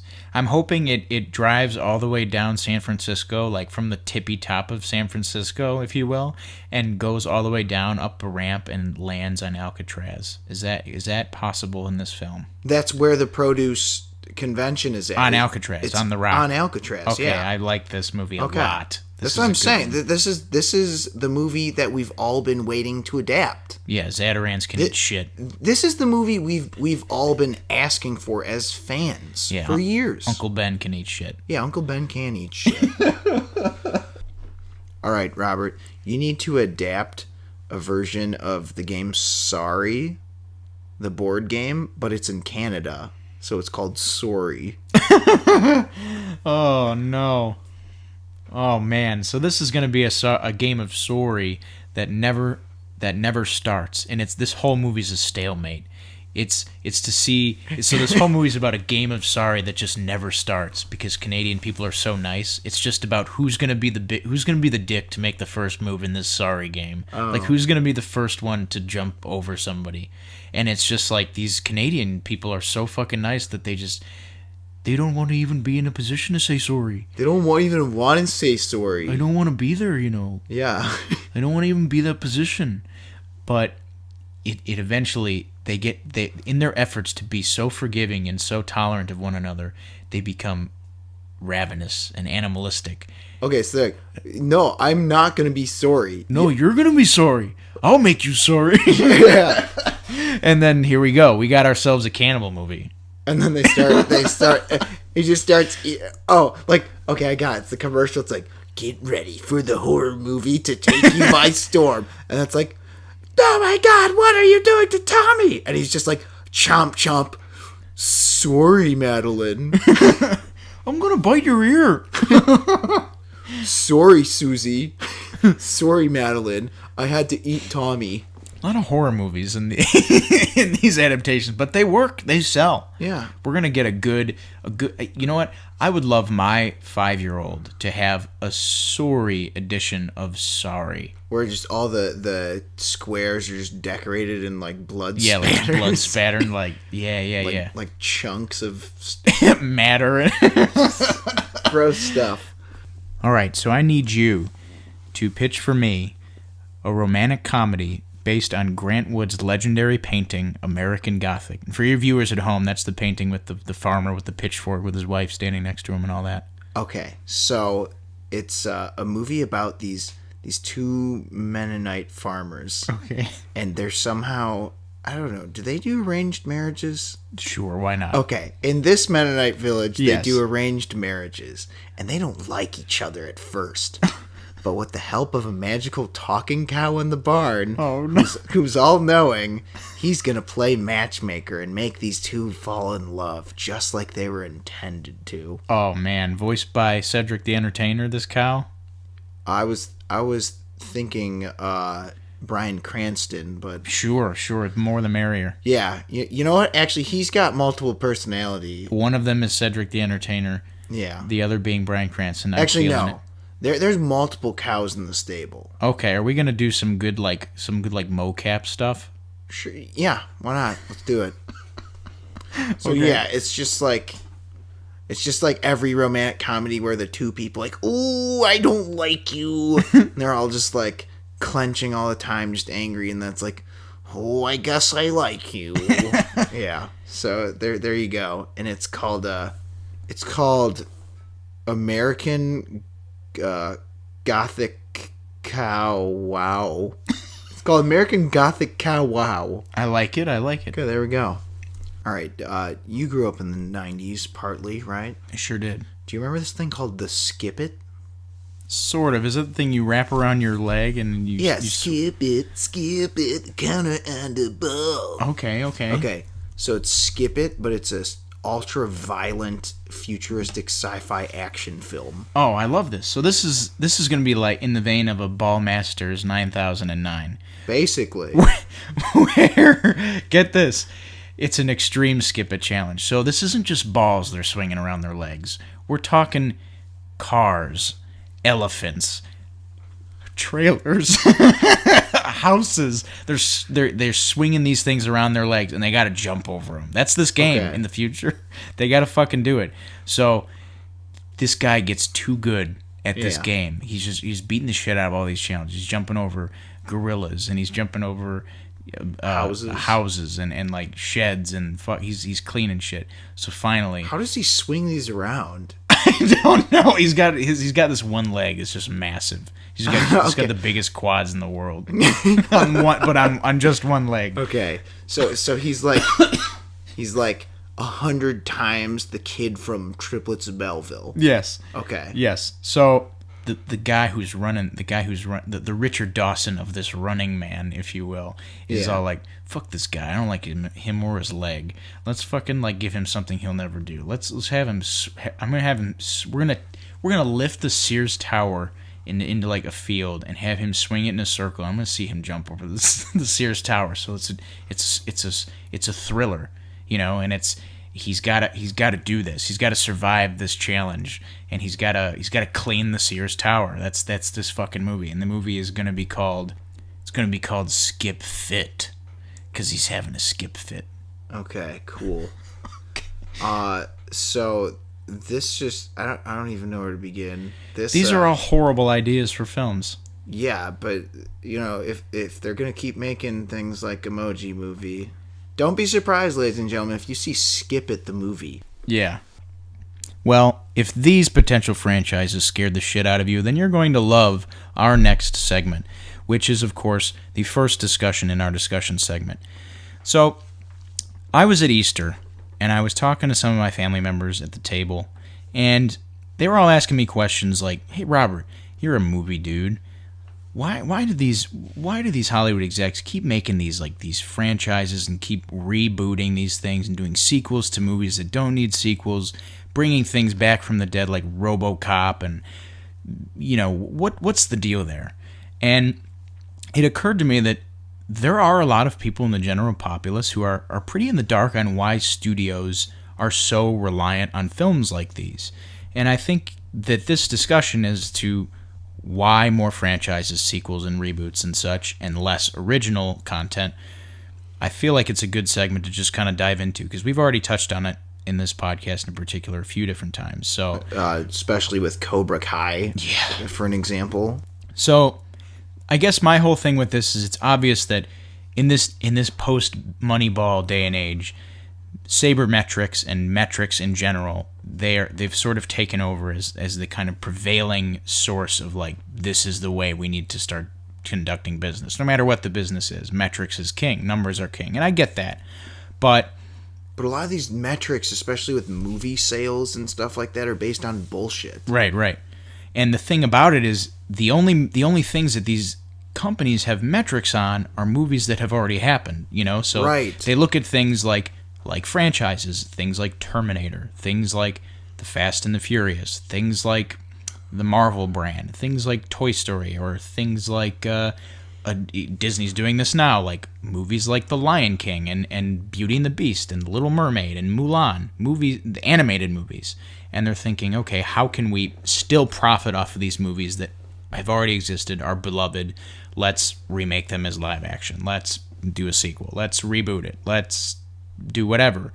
And they're very safe moves for studios, which I don't blame them, but I also do blame them because there are, do you want to say millions of spec scripts that are just lying and Probably. Collecting dust that I'm sure are dynamite?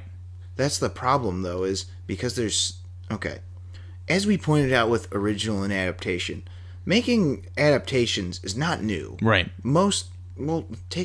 Name 5 movies off the top of your head. Double Indemnity, Die Hard, Wizard of Oz, Godfather, Jaws.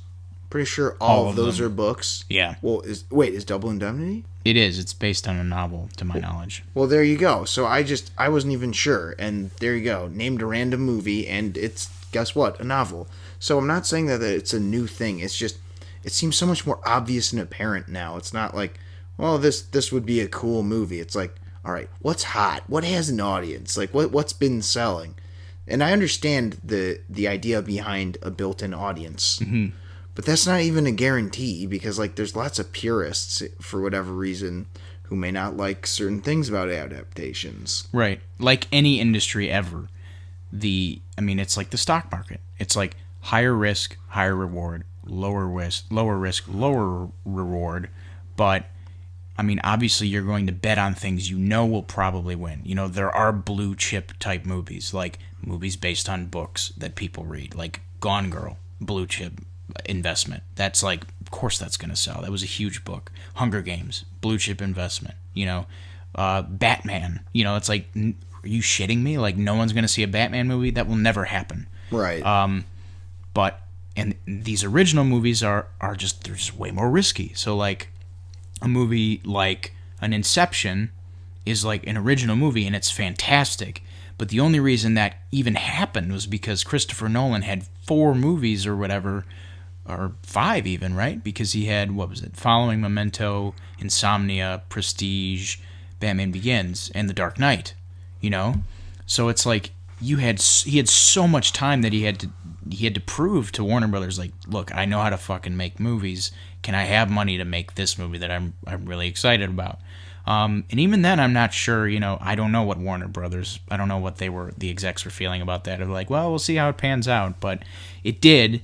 But I would say there are only a few directors out there who have that kind of pull. Auteur kind of thing. Yeah, like Nolan is one of them. Where like I feel like he has the studio by the balls, proverbially. Cameron definitely does, because fucking he's James Cameron. Yeah, so he can do whatever he wants. Yeah, he can do whatever the fuck he wants. I feel like there's a lot fewer of those directors. Yeah.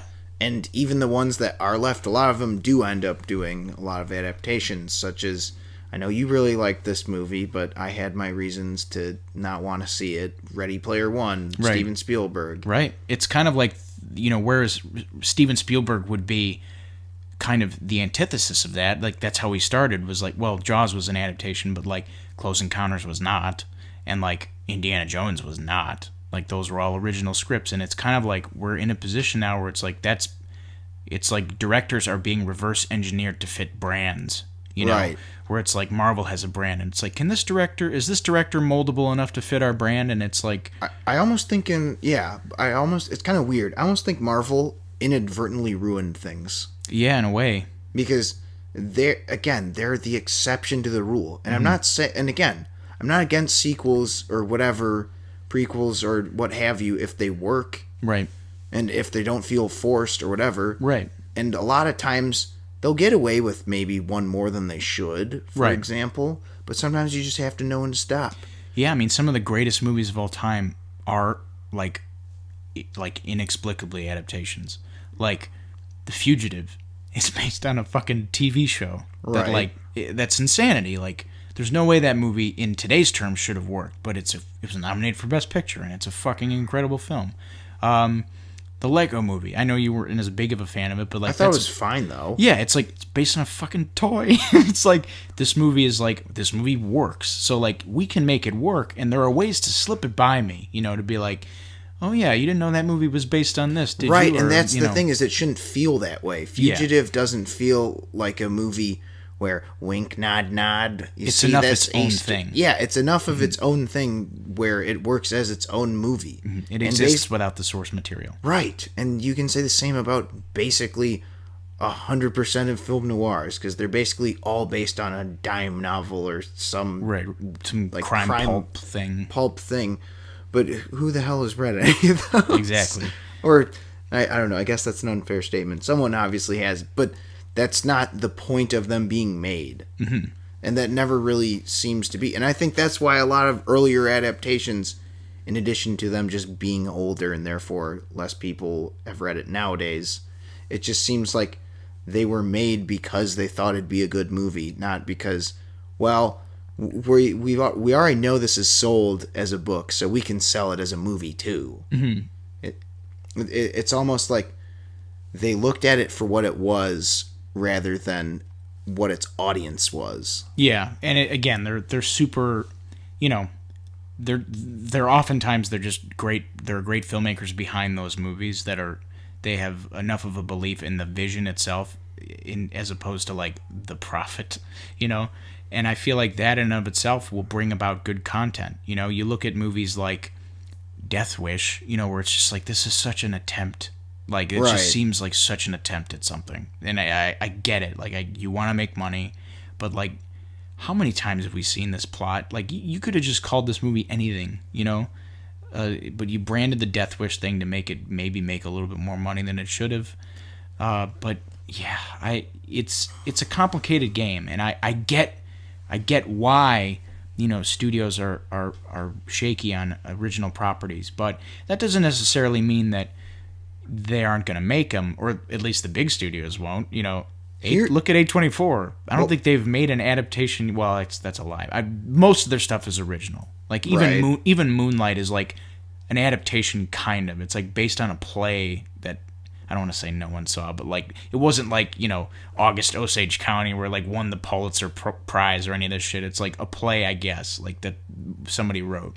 But like Green Room is an original script. Like The Witch, I'm sure, is an original script. Like these are all like really dynamite scripts that are original. Prayer Before Dawn. Or here's a crazy thought. Don't only make movies that have a budget minimally of $100 million. Right. Because you could make a movie for 20, and if it makes, $200 million, that's a pretty decent take. Yeah, I mean, there are movies that, $20 million can go a long way. Right. Shape of Water, that movie is only $19 million. Okay. It's like, there are directors out there who can, like, they can pinch a fucking penny. Like, they can make movies look like they're way more expensive than they are. And, a lot of the indie people feel that way. Guillermo del Toro he's brought up in the indie circuit. He started off with, what was it, Devil's Backbone and, like, Mimic were, like, really, like, festival darlings and all that. Pinching pennies is a big thing in indie films right now, and I feel like a lot of those sensibilities could help maybe bigger studios develop plans to make, because a lot of these dollars go into things like marketing, which is just so fucking up in the air. Like, who the fuck knows with a lot of marketing? Like there are like the business to consumer marketing thing is like, it's so up in the air. It's such a hard thing to quantify and to say, well, we think that this method works. It's a lot of times we just don't know, because I've seen a lot of marketing strategies. I've seen a lot of companies use them, studios especially, where they'll pour a lot of money into something and the movie won't work, for people. And I think it really does a lot of times. It just comes down to the script or the content. I would agree with that, but to some point, to play devil's advocate, and this is what annoys me about indie movies, and we've mentioned this on here a bunch of times. You know, all these indie studios or people, they'll complain, why don't people see more indie movies, man? Mm-hmm. It's like, have your movie in theaters for more than, like, a day and a half. Yeah, if I live in, like, Dublin, Ohio, yeah, and it's like, I'm trying to see... Well, we had it, you know, screen only in LA for 5 days. Why didn't you see it? Yeah, it can be infuriating. So it seems as though there's a lot of, and especially with, like, the corporate consolidation that's going on, it seems like the middle ground is, like, slowly fading away. Right. You know, like, companies like Fox Searchlight, you know, where it's like they're kind of a good, like, subsidiary of a company that's like not, you know, Fox is a big company, but Fox Searchlight is like an indie-ish company, and like they have wide-ish releases, you know, but like, is that going to be a Disney company now? Who knows? It's a little infuriating that this whole thing is kind of, I don't know. See, and that's kind of my thing is I like the middle ground. Right. Well, I like all three, but it's just, you know, I'd prefer it so that it's not the movie market isn't focused on either, you know, the 15th version of Jaws, right, or on the other flip side, some shitty movie about, like, you know, hipsters, you know, trying to have a psychedelic journey by doing shrooms and seeing if a car can talk to them or not. Yeah. Then crying about their feelings and then, like, rolling around in paint or whatever the hell indie movies are about. Right. You know, it's just like I don't want either extreme to be the only two choices. Right. Because something like Free Fire, I feel like that's pretty middle ground. Yeah, there's a lot, which is weird because a lot of those A24 movies are very much like A24 will have like this is our take on this genre. You know, like The Witch is like this is our take on horror, and like Green Room's like this is our take on a thriller. Like Lady Bird's like this is our take on coming of age, and like all that stuff. It's just their take is just much more grounded, much more lower budge, and very much so focused on the director's vision. It's just that, yeah, right now we're at a point where I wish I could get more, you know, Ex Machina, like their version of a sci-fi. Right.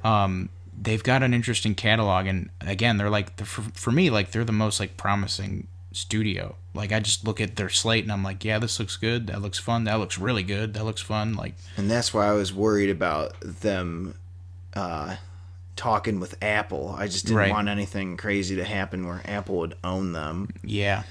I mean, again, if they're going to do business deals, that's whatever. But that would just suck if, you know, there's the one sort of, what I would consider kind of middle ground studio, mm-hmm. or at least the most prominent one as of late, or the one that's caught my attention mostly, for them to just kind of be scooped up. That'd be a shame. It's interesting you mentioned that because I actually think, I was going to say that the industry where original content seems to be leading or paving the way is TV. So like Barry or like Atlanta or Homeland or Billions, like these are all shows that a lot of people are watching and talking about. Breaking Bad and Mad Men, I mean, they're old now, but they're relatively recent. These are the shows that people talk about that are original. And their show, I mean, the realm of TV is, it's much more focused on the writer than movies is. You know, you need, oftentimes the writer of the spec script, the spec pilot of a show becomes the showrunner of the show. Right. And where with movies, it's like, what toys you play with when you were a kid? Yeah. Well, I have another script. It's an action thriller. Was it based on a toy? No. Well, then get the fuck out of my office. Right. We'll buy the script from you. Yeah. Okay. Yeah, sure. That'd be great. Here's $90,000. Sign this document saying that we're allowed to do whatever the fuck we want with it. Okay, sure. Yeah. Also, we get to blame you for it if it sucks. Yeah. I think part of the thing with sequels and reboots and all this stuff is there is a difference, though, as I pointed out, between when it feels right and a cash grab. Mm-hmm. For instance, the Marvel things, I mean, again, everything's a cash grab if you want to be really picky and annoying about it. But the Marvel movies, the reason why they're popular is, or at least in my opinion, is because they craft movies that people like. And while they are a tad formulaic, which is one of the main detractors I hear people say, they're a little formulaic, but people like the characters. The action is really well done. In fact, I think that's one of the strong suits that people obviously know, but don't really acknowledge to the fullest extent that should be acknowledged, because the stunt work is unreal. Like, if you see the contact hits these guys take, like, they're really going at it. Right. Some of these fight scenes, they're amazing. Yeah, and I'm not necessarily poo-pooing all of this either. Right, and that's what I'm saying is that's not the case at all, because like, we talk about a lot of things on here, but there's a difference between putting a lot of care into a third, fourth, fifth, or even sixth installment in a franchise, but then there's the fifth or fourth, fifth, or sixth installment that feels like it's worn out its welcome. Yeah, I mean, we've talked about some of them here. There are franchises that exist that get better in those weirdly, like, somehow, like Mission Impossible got better with 3, 4, and 5, and now 6. Who knows if it's good? It looks fucking great. Let's be honest. 6 looks pretty rad. But I mean, Fast and Furious, I think, has gotten decidedly better with each movie, especially recently. It's a small sample size, but John Wick has gotten better with its sequel. Right. And it seems promising with what 3 is going to hold. Sequels, they don't, I feel like innately people, when they see a sequel, it's not like, oh, not this again. It's just like, it's a sliding scale. It's depends on, like, is the property, is it a sequel to a good thing? Does the sequel itself look good? Is there a meaningful reason for why we're having a sequel? Yes. Or is it like Ghostbusters, where it's like, clearly this is an attempt at being timely or being politically, relevant or whatever. Or whatever. Yeah, exactly. And that's what's so trying to catch lightning in a bottle. That's what's so stupid, is when you can spot out the ones that don't feel right. And Cobra Kai, like the cameras they're using, even, It just doesn't look like they care. it just looks cheaply made. Yeah. Like, the sets look bad, the acting looks bad, the writing, like, it literally, the reason why we've been so hard on that show is because it's like they're saying, well, how could we just make something awful but slap, oh, Johnny, Cobra Kai, whatever the hell, what's it, Danielson. Yeah. Oh my God, let's make reference to the old thing, and then somehow therefore make a new thing based on that. Not, oh, this just looks like a kick-ass show, and it just happens to be a sequel. Right. Because that's kind of how I view, like, Mission Impossible 4.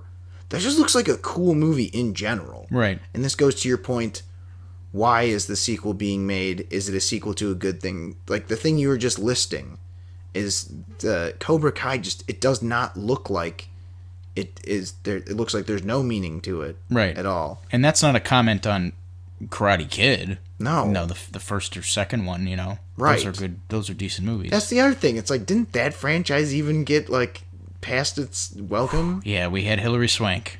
Well, also, even 3, it was like, yeah, do we need 3 of these? Really? It's like, sometimes they try and push their luck. Like, I think one of the best examples of this, and I would almost say this movie opened the door to a lot of unnecessary sequels, Die Hard 4. There's no way in hell that should have worked. Yeah. Because, what was the third one was 90... With a Vengeance. Yeah. Oh, 95? 95 or whatever. 96? I don't know, some around thereabouts. Okay, so it was about a decade or more since the last one. And on paper, that just sounds stupid. Right. But somehow it was really, really good. Right. But I almost feel like it was a fluke that for them to come with a movie 10 years since the last one, and in my opinion, I thought the third one was the weakest. For the fourth one to somehow be, I would even, this might be a little crazy to say, but I thought almost as good as the first one. I think it's the second best for me. Right, that's what I'm saying. So for that to work once, it's like, well, it worked, so we got to keep going. It's almost like there's this drive they have where they can't ever have something be successful and not try and make a sequel. Yeah. Doesn't it feel that way? Yeah, it definitely does. And I think whenever people can smell that out. Consumers can smell that out. Again, my family members mention this, and they're not cinephiles. Like, they don't go to the movie every week like me, but they can tell. They're like, what's up with this Death Wish movie? Like, why we got to get another one of these? Right. Like, what's up? And I get it. I totally get the sentiment from people. You know, it's an honest response, and I think it means something. And I do think that even though franchises and reboots and sequels, while they're safe, you know, it is good to throw an Inception in there every now and then, something to you know, rope-a-dope the audience. Like, what's this? I've never heard of this. Like, that looks interesting. You know, this has this actor attached to it. And I'm not what's the word? Like, I'm not doom and glooming about it, you know, but I'm holding out hope. Who knows? Maybe there'll be some more original content in the future, or at the very least, better sequels and franchises and reboots with more inspired content behind them. Right. Well, you know, it's actually an interesting strategy, and this is a little bit jaded of an answer, but just do derivative rip-off of things. Yeah. Because, like, what was that? Did you see Happy Death Day? Yeah. It's Groundhog Day. Groundhog Day, but a slasher. Yeah. You know, it's like, I would rather you do a derivative ripoff type thing than a remake. Mm-hmm. Because that, at least, because it's just derivative of it. It requires some thought. Yeah, it requires some original thought and some new elements, because it's at a college this time instead of a guy who works for, what was news station. Yeah, a news station or whatever. And it's like at a college campus. She's in a sorority. Like, there's a lot of things where it's like, yeah, I guess you could make the comparison, but it still tries to be its own thing. Right. I will say one of the noticeable problems is there are a lot of times where I do try to give some original things a chance. Oh. And I'm talking not the A24 things. I'm talking about the big studio things. Mm-hmm. A lot of them just suck. Yeah. And I don't know what the correlation is, but that just kind of made me think of something. What was the last good action movie you saw that was original? Other than the first John Wick. Oh, fuck you. I was going to say probably the first John Wick. I would say I'd go first John Wick. Maybe the first Taken? Oh, yeah. That was a while ago. That was like 2008, right? 2007 or 8. Let's see. Raid Redemption was 2011. Oh, yeah. That was 2011, though, so... I mean, oh, yeah. I was going to... But this is the thing, is that the fact that it's this hard for us to think of any, and it's like, how many good franchise movies can we think of that we've seen recently? 20. Yeah. Probably right off the bat. So I guess that's one thing we have to consider. Right. Is that... Now, again, the correlation isn't, well, then original movies must suck, because that's a crazy thing to say. You know? Like, Dumb and Dumber's an original movie. Right. That's an amazing movie. Tommy Boy, Con Air. Those Con are all Air. awesome movies. Face Off. Right. The 90s, man. Basically, the 90s was just the golden age of original everything. Yeah. But, I mean, yes, we'll save the glory that is 90s film for another day. But that's what I'm saying is, I can kind of understand, unfortunately, how the immediate reactionary way to look at things is, well, we tried the original things, they're just not working. Right.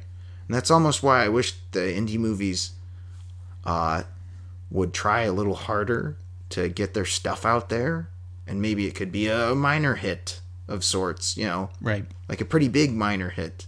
It's almost like they have the opposite problem that the studios have, where it's like the big studios, the marketing campaign, I've said this a number of times, like the feeling of their advertising is so aggressive. It just reminds me, imagine you're just walking down the street, all of a sudden a van just pulls up, slides out the door, some guy just like punches you in the gut, and while you're like curled up in a ball, he's like, see your fucking movie or I'll kill you. And it's just like... It's Sam Kinison. Yeah. Say a fucking movie! It's just like spreading out flyers over you, and you're like, okay, Jesus Christ, I'll stop, I'll see it. You drown in a fucking mound of flyers, you fucking die. Yeah, basically. But then the indie movie's like, hey, they're like, they're standing in front of like a supermarket, and they have like tiny little post-its. Like, I don't know. I don't think he's interested. The indies are like they're like the boom goes the dynamite guy. Yeah, they're just like really meek and just like, so can you know this movie coming out, and it's gonna be a good time. I think it'll be fun. It'll be you know I don't think you'll like it. Sorry. Sorry for wasting your time. Right. But yeah, it's like, because, okay, like, seriously, like, name good movies you've seen that are franchises. Oh, man. Okay, so obviously Mission Impossible 5, most of the last Marvel movies, with the exception of stupid-ass Guardians Galaxy Volume 2. But anyway, it's like Thor, Fast and Furious 8, 7. It's Planet of the Apes. Again, it's not hard. Mm-hmm. It's not hard at all to think of these. Yeah. So I think that's an unfortunate... See, that's that's kind of what I'm saying is that's sort of a straw man argument. Right. Like, oh, well, that just means that clearly adaptations are better. It's like, relative to what? Right. Yeah. So I don't know. It's an unfortunate thing, I guess, sort of. Mm-hmm. Okay, because I say sort of because like, there are a lot. Like, because it's stupid to say that, oh, all adaptations are bad and that we shouldn't have so many. It's like, well, we're gonna have a lot no matter what, as history has shown us. Yeah, because we kind of have always had a lot. We've always had a lot, but it seems that they're more dominant in sort of swaying the way things are getting greenlit or not getting greenlit. Yeah, instead of adapting plays and books, we're adapting other movies and comic books and video games now. Right. But we just have to see how things go. Hopefully things change. I don't know. I mean, change for the better, of course. I would say it would just be nicer if there was a little more balance. Right.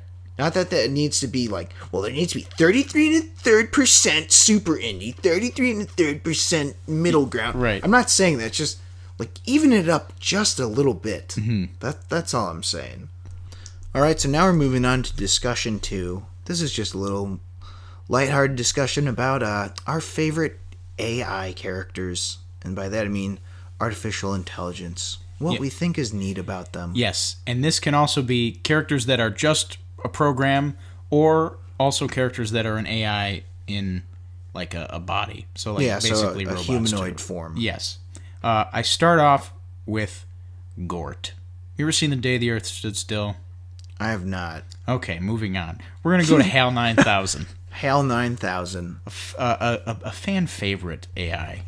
What I like about him is even just as a program and a machine, not really with a body, he shows the danger of AI, sort of like it, especially it having self-awareness. The whole "I think, therefore I am" kind of deal. Right. The whole Descartes thing. Yeah.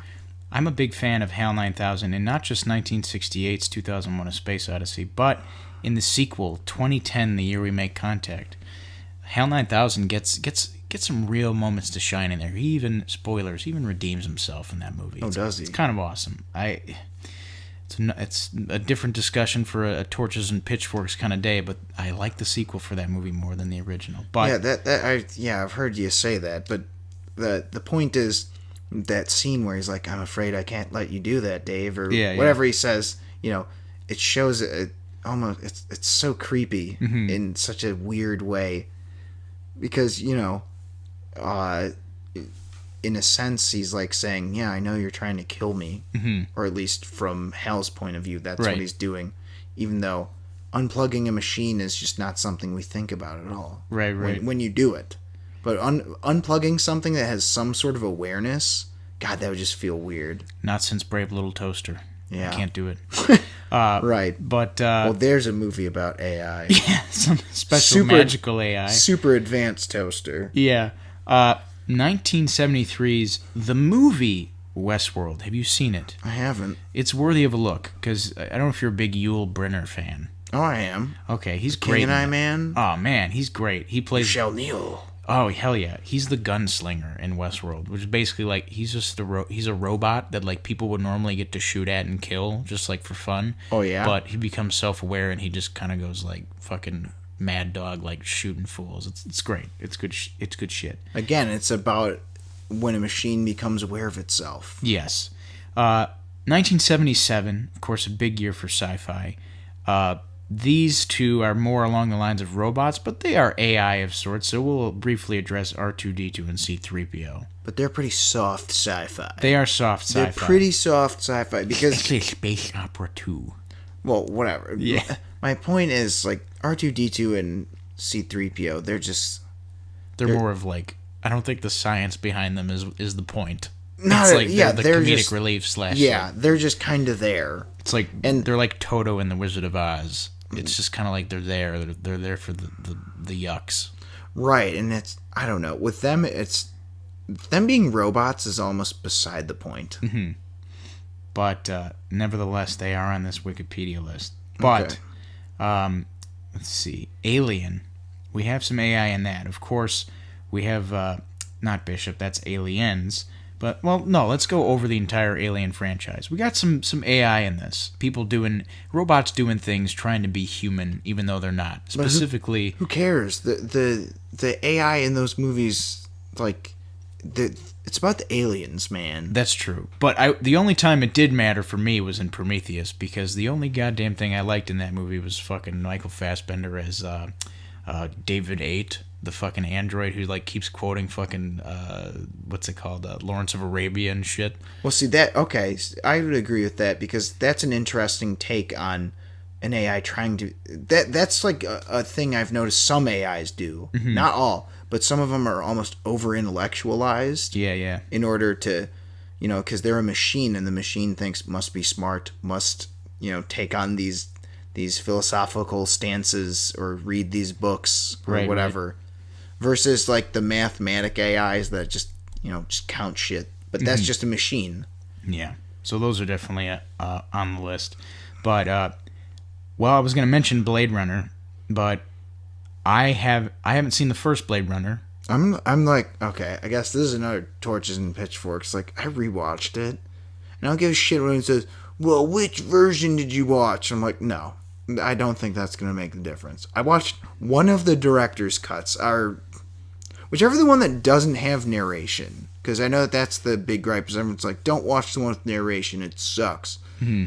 I wasn't a big fan, but I think the concept of artificial intelligence, replicants and all that was interesting. Right. Yeah, and I don't think it's a horrible movie by any means. I'm just not a fan of it. I quite enjoyed the second Blade Runner. Even though I haven't seen the first one, but also it's just really weird that you'd see it. I know. Also featuring replicants, though. But moving on. Have you seen Tron? No.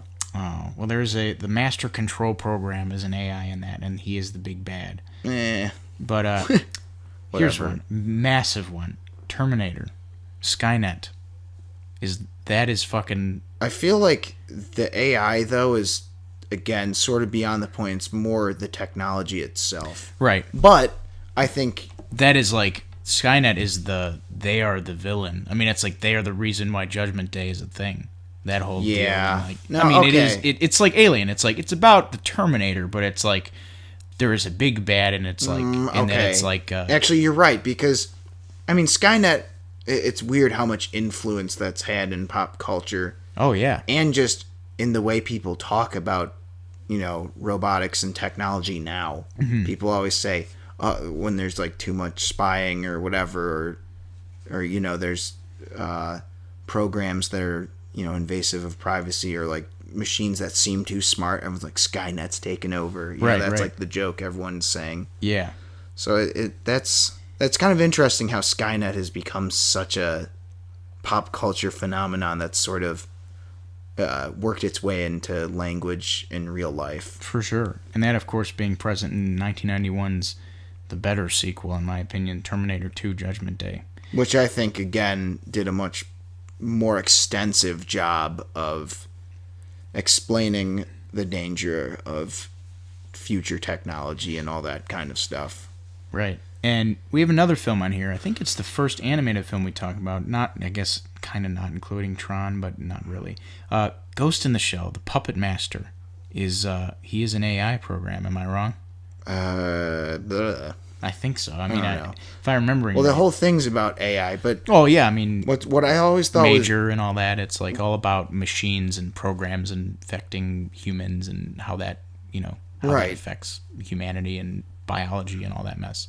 But what I've always thought was weird about Ghost in the Shell, at least in the anime movie, Major Kusanagi she's almost like too human for me to really notice any quirks of hers, other than like her saying, I downloaded something. Like, oh yeah, I guess you're a robot. She's definitely as human as everybody else. That's for sure. Which I guess that might be the point. Yeah, at least from what I've seen, I don't know. I mean, I really like the anime movie. It's just she doesn't strike me as an AI while I'm watching it. Right. Like I definitely forget a lot of the time. Here's one. This is a massive one, and one of my honest faves. What you got? Agent Smith in the Matrix films. Oh yeah, fucking Hugo Weaving, man. He's another one where it's like he's an AI that is like desperately trying to figure out humanity and like kind of hates humanity yet is fascinated by it. By the same time, the one quote where he's like, "Humans are a virus." And like shit like that. God, fucking Hugo Weaving. That reminds me of another AI later down the line. Mm-hmm. Oh, Ultron. Yeah. Because he's just pissed off that he's like the weirdest one in a way, because he's just pissed off that he exists. Yeah. From the get-go. It's not like a machine that eventually learns and then becomes smarter over time. It's like, wait a minute, I'm more efficient and better than humans. Fuck them. Yeah. Ultron's just like, Merv, who the fuck made me? I don't want to be alive. God damn it, Merv. Right. He's just angry from the get-go. Where does Jarvis / Vision fit into this whole debate? Because Jarvis is definitely the AI. Well, there's an anomaly within itself. Yeah. An AI who created another AI. That's fucking wild. That's what people have been talking about is a huge danger. Mm-hmm. You know, the idea of a robot making another robot, and then it's like, well, then what is this? What is life? What is biology? And creation itself? What's going on? Right. But what's interesting is, just like Ultron revolts against the humans who created him, Vision revolts against his creator. Mm-hmm. Now without a little friction first. Yeah. You know?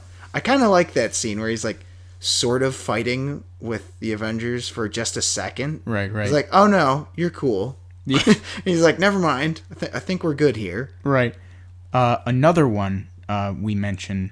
Actually, I don't know. Actually, no, we haven't mentioned this yet. 2004's iRobot. Spoilers for iRobot. Obviously, Sonny is like a robot trying to figure out what it means to be human, to dream, to have a ghost in the machine, if you will. But Vicky, the AI at the end of that movie, is like the one that's behind all of it and the whole mess.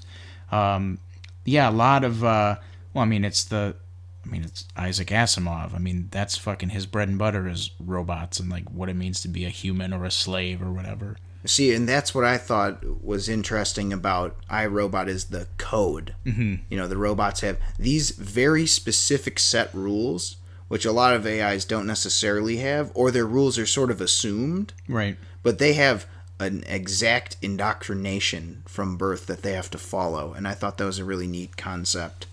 And that movie's just, I think, super underrated. I like it. I think most people who saw it probably at least liked it. Mm-hmm. But I think it's a great movie in terms of its concepts, not only its action scenes. So this one is another one where it's a smaller portion of the film, but Interstellar, TARS. Yeah, TARS is actually, again, each one of these AIs is different for another reason. Mm-hmm. TARS is not made to be a humanoid or right. anything. He's just made to be sort of practical for terrain, I guess. Right. But the one thing that I thought was interesting is the focus on his personality. Yeah, and how that can be adjusted. Yeah, I thought that was really weird, like the humor one. Yeah, it's like you can add sarcasm or whatever. Yeah, sarcasm or like self-destructing and 10 to 9, humor to 75%. Yeah, and it's like give us a blinking light if you're being sarcastic or whatever. Yeah, I love that. I think it's kind of cool the amount of detail that they would put into thinking about personality. And it's kind of like they have to be extra literal, but it's almost like talking to a person. Right. It's like if your friend says something sarcastic, you're like, okay, like, are you just fucking with me? Or like, what are you being sarcastic? Are you joking? He's like, yeah, I'm just kidding. Yeah, it's like programming. You have to program that like this, not this, if this, the if then stuff. And you got to make sure it's right, with certain, obviously with AI, it's a lot of stuff's going to be taken literally as it is with computers today. I think the weirdest part about TARS is when you're introduced to him. like his personality's right there in the forefront because he's pissed off and he's yelling. Mm-hmm. Like that, I thought that was pretty neat because how often do you see that? Right. An AI that's just yelling at you. I love it. But so we're gonna finish off this conversation, of course, with the headliner of this show, if you will, and that's 2015's Ex Machina. Ava. Got to talk about it. I can't think of a finer example in a movie that deals with the concept of artificial intelligence and blurs the line, between human and machine better than Ex Machina. And I think that's really apparent because talk about with TARS, the whole personality thing. Ava, in a weird way, she's still trying to shape her personality. Yeah, it's definitely. I mean, this again, I call it the headliner because it's like when you think AI movies, it's pretty much this one. This whole movie is a Turing test, which is Alan Turing developed it to see if we could ever make AI that was compatible to humanity. And this movie's about that, and it's a pretty damn good movie. When the movie is doing that, I was absolutely blown the fuck away by it, and I love all the interview scenes. How many are there? 3? I think there's 5 Ava sessions total. It's great stuff, and hearing. I mean, it's just a great movie. Like hearing Oscar Isaac and Domhnall Gleeson like talk about the implications of such a thing and like how far they've come and. Again, we've already, I think, talked about like how the ending for me, like, it's a personal thing, like personal taste. Like, I'm not a big fan of bummer endings, but the movie as a whole, like, even preceding that it's a fucking great movie. I think with the bummer ending, though, it has to do with the environment in which Ava is, I guess, for lack of a better term, raised in. Yeah, bred in and all that. Yeah, because the thing is, the movie kind of puts the concept of nature versus nurture in the forefront in a lot of ways. Mm-hmm. Because one of the scene where he's talking to Domhnall Gleeson's character, and it's like, well, you're the first guy she's ever met other than me, and I'm basically like her father. Yeah. So there's a lot of that interesting stuff. Is how like with experiments, there's controlled experiments. Mm-hmm. This is an extremely controlled one.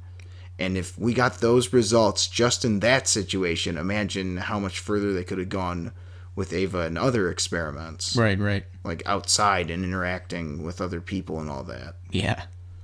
But yeah, AI's it's just a concept that's obviously really popular. Yeah, it's very popular, yet I still think there's even like, I wouldn't mind more movies about it, interesting movies about,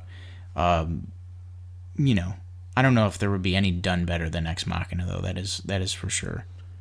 Yeah, I don't really think there's going to be anything to beat it, but I think there's still concepts to explore with AI, especially because really the technology is not that old. Well, yeah, and I think it's one of those things where the media about the science will evolve with the science, and the science behind AI is ever growing. It's always changing. It's always, I guess, improving, if you will. So the implications of that and the media we come up with to talk about that and comment on that is going to change too. So hopefully there's even more AI movies to come. Yeah, AI movies are neat. They sure are neat. Yeah. All right, thank you for listening to the 8th edition of Bonus Features with Alex and Robert. If you like what you heard, let us know. Tell us in a comment in the comments section or on the Facebook page. Or tell us in person if you see us. Also, for the record, we did have a few more news stories we wanted to cover, but they had to be cut because of technical difficulties. So just stay tuned for next time, because we will discuss the following items in more depth, and those include It Chapter 2, the Atomic Blonde sequel, the Hobbs and Shaw Fast and Furious spin-off, and some more casting news for the live-action Mulan movie.